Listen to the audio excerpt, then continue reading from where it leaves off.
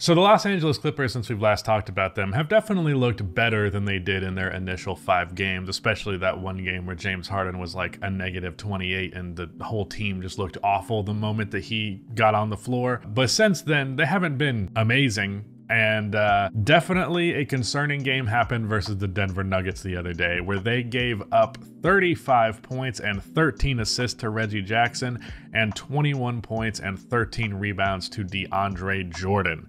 Wow, this was a very bad performance. Hello everybody, welcome to Awesome Rusty Bucket. Subscribe to the channel if you have not already and drop a like on this video. It only takes 1 second and it makes a massive difference how this video performs in the YouTube algorithm. Let's talk about Denver first before I just completely rag on the Clippers, because this was a game that everyone expected them to lose because they were playing a full, everybody playing for the Clippers team, and their best option on the floor would be Michael Porter Jr. And everyone was hoping that going into this game that Michael would go off. He's a guy who, when he came into the NBA, had a lot of expectations to be a high volume scorer, became more of a role player, still an offensive minded guy, but nevertheless not a guy putting up 25 plus regularly. You would hope this would be the opportunity for him to do that, but he had 5 points in the first quarter and 3 points at the very end, hit a big 3 in the fourth. Otherwise, a pretty damn quiet game from him. 3 for 13 from the field as a whole. Would not have guessed that he would only take 2 more shots than DeAndre Jordan in this game. And considering how much he got fouled, other than when he was intentionally fouled, DJ did shoot the ball about as many times, if not more. The big thing here is that both Reggie Jackson and DeAndre are like pretty decrepit. Reggie has looked good this year, don't get me wrong, but the type of player that puts up 35 and 13, he was occasionally that guy back in like his Pistons days, and since then he's been nowhere near that territory. So for this kind of game, especially on the efficiency, he did it 15 for 19 from the field. He was hitting mid-range pull-ups left and right, hit a couple of 3-pointers, got a bunch of easy layups, whether it was off ball or on the ball, a couple of straight line drives where there was just nobody there, backdoor cuts where there was just nobody there. Talk more about that defense with the Clippers, because God, it was a bad defensive showing from them. But DeAndre Jordan is the guy who truly just seemed like he was essentially should be in a retirement home, but it has an NBA contract because he's a nice guy.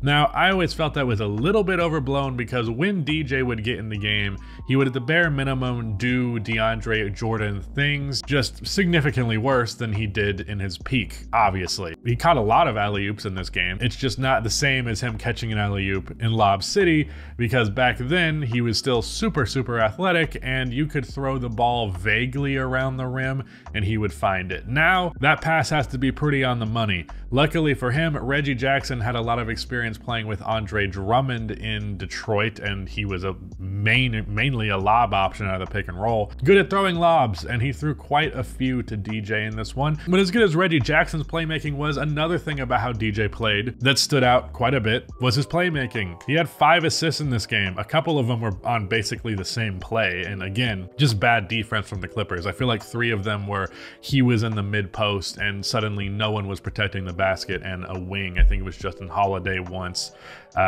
maybe Peyton Watson another time, just cut to the basket, easy layup. He also played really good defense. There were a couple of possessions where he protected the rim very well. He had a real important possession late where he shut down Kawhi Leonard from trying to get a bucket at the rim. Just 2 people that didn't even really seem like NBA players. Reggie has been good for the Nuggets this year, and I feel like this performance definitely solidifies him as someone that would be in the playoff rotation. But either way, you have no excuse for losing to this team. Even if you get one of these guys hot or both of them hot, a big reason why they got so freaking hot was because they defended them terribly.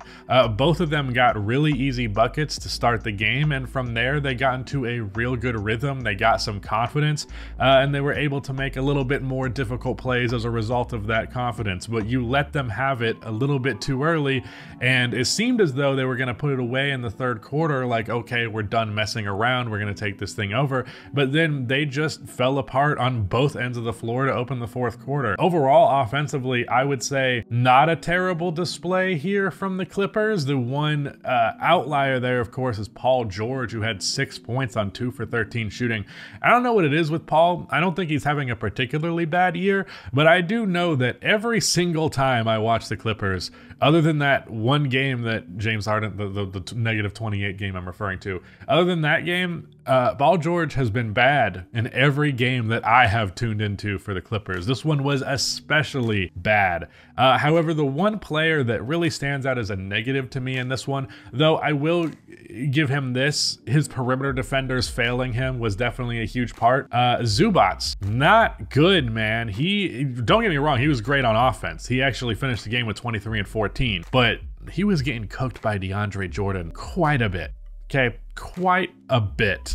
DeAndre Jordan looked like the better player when the two of them are matching up, and that's a pretty fucking wild thing to say this year. Zubats' defense, I thought it was fine in an environment where he needs to be more than fine given how bad the perimeter defense has been for this team. Not ideal that he's not that great, but at the same time, why the hell is this perimeter defense so terrible? Because you have Kawhi Leonard, you have Paul George. I understand that they're not going to be engaged at the highest level defensively, just given that this is a postseason team, or at least in theory.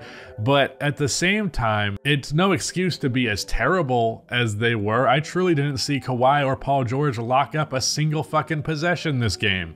Terrence Mann is a positive defender who played 30 minutes. You know, that didn't result in anything. Really, the only guy that I think is playing defense consistently and playing defense well, of all people, is Russell Westbrook. And if Russell Westbrook is standing out as your best defender, something's seriously wrong. No offense to Russell Westbrook, but if this version of Russ, any version of Russ, but this version is the best defender on the floor, is the only guy who seems to be putting up a modicum of effort, that's a huge fucking problem. The amount of backdoor passes I saw in this one, the amount of lazy rotations, the amount of just simply wide open shots because no one was paying attention, or no one even really seemed to care. I've seen this comment before about the Clippers that it doesn't even seem like they enjoy basketball or are engaged in any capacity, and they're just like here because they have to be. And you definitely got a sense of that energy from this one.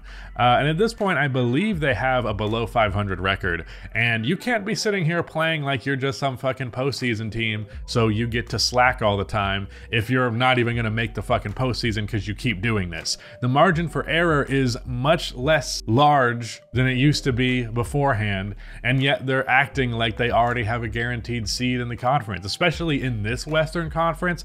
I don't think that's accurate. Not to bring this back to the James Harden trade too much, because I honestly don't think it was his fault. This loss, it certainly didn't help. It probably would have been nice to have extra wing defenders instead of him, because he definitely didn't have a great game. But it's pretty sad that this is probably the longest stretch, at least the longest in a while, that we have seen Paul George and Kawhi Leonard both play like every game and play every game together. And we're getting this version of them, and it's somehow the worst version of the Clippers. If you look at Kawhi and Paul George record when they play together in the regular season, it's actually nuts. Like, I believe a full season of that win percentage, I don't remember what it was, but I remember I did the math and it was like 67 wins. A very fucking good team is what this team should be with those two engaged, but they don't seem to be engaged. James Harden is not making them better offensively. They don't have the defensive depth on the wing that they used to. Zubats is not a good enough defender to make up for how much his perimeter defenders are fucking up their job. It's just a mess, and it's very ugly, and it's one of the least enjoyable basketball products there is right now, which is unfortunate because I really like Kawhi Leonard and Paul George. I don't necessarily like them together as much, but just individually watching both of them cook is very fun, especially Paul George, because as we all know, he's got like one of the most aesthetically pleasing games of all time. The Clippers are just pathetic. They're truly an ugly, bad basketball team, and they keep talking about how they're going to figure it out, but how many games in a row, especially a game where you lose to fucking Reggie Jackson and DeAndre Jordan, before you realize you're just not going to fucking figure it out, and it's just broken. Honestly, if they could just put their energy into it and like seem like they believe in the possibility of this team rather than just saying it, that would probably make a world of difference. But I'm not getting that impression from them. They seem like they don't care. They seem like they don't want to be there. They seem like Kawhi and Paul George already have their next team in mind as they're going to be free agents in this upcoming year. And that's not the mentality you want if you're going to succeed and win a championship. So yeah, that's it. Shout out to Rudy for editing this video, and goodbye.